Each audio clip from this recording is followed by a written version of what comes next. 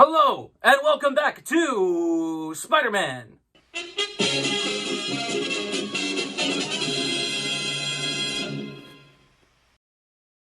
Okay, so we're going to talk about how the Islanders can move a contract so they can sign their players.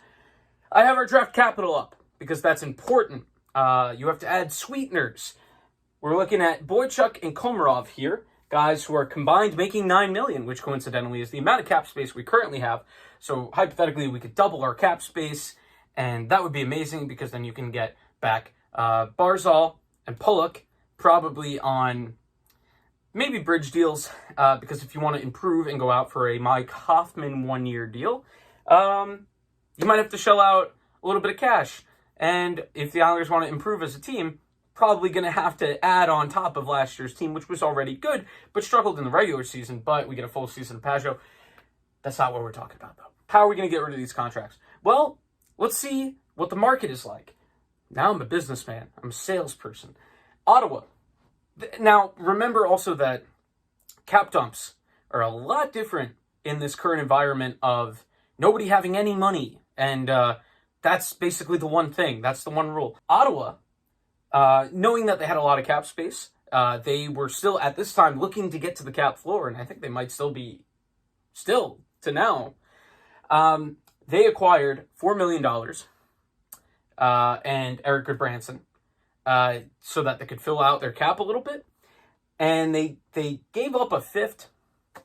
Usually in a cap dump, you're going to get something out of taking on a player that isn't that good anymore, but Ottawa, at this point, looking at their defense, Goodbranson might be their bottom pairing right-handed defenseman, and that's not fantastic. So that's why I think Johnny Boychuk is a good spot for Ottawa. Ottawa still needs to fill out cap space. I wrote an article about this. Look at it on BelmontBunch.com.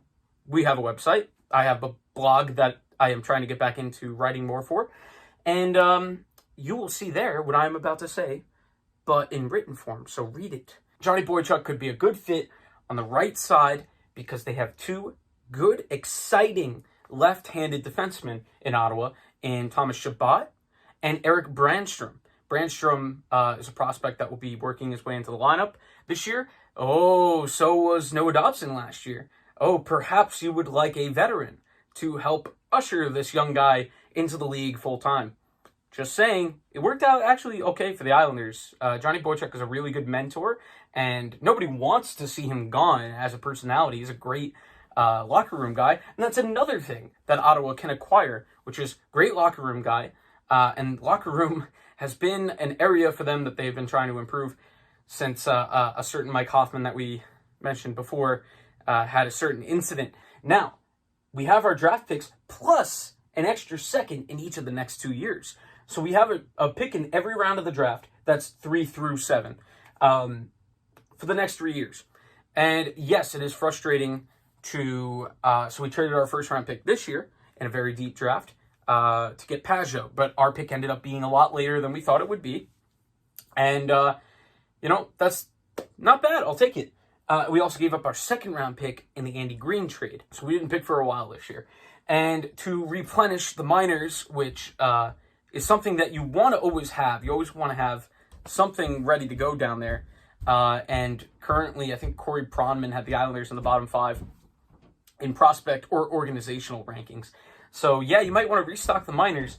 So it's nice to get those 2 picks out of the Taves trade, but they're probably immediately going back out because you got to add a sweetener to a contract like one of those.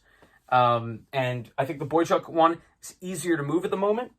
They both have 2 years left. Boychuk is more money, but I believe he is a more effective player on the ice at the moment still.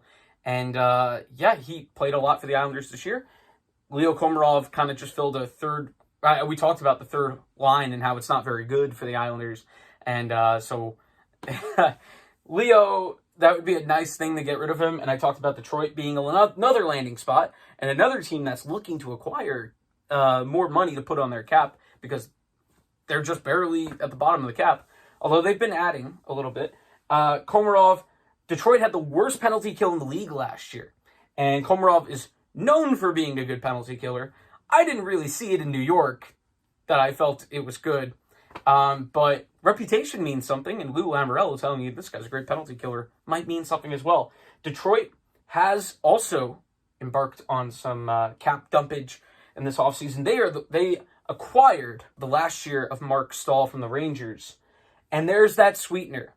You know, taking on a contract like that, it didn't happen here with Goodbranson, but usually you need a sweetener to be like, to feel, you know, that you got something out of a trade where otherwise you just got a bad contract.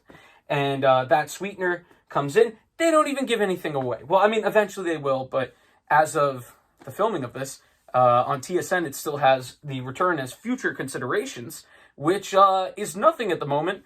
So for Detroit, you get a free second-round pick for taking on a guy that you can put in the minors or have be the seventh defenseman, and they can afford him right now, and they added draft capital.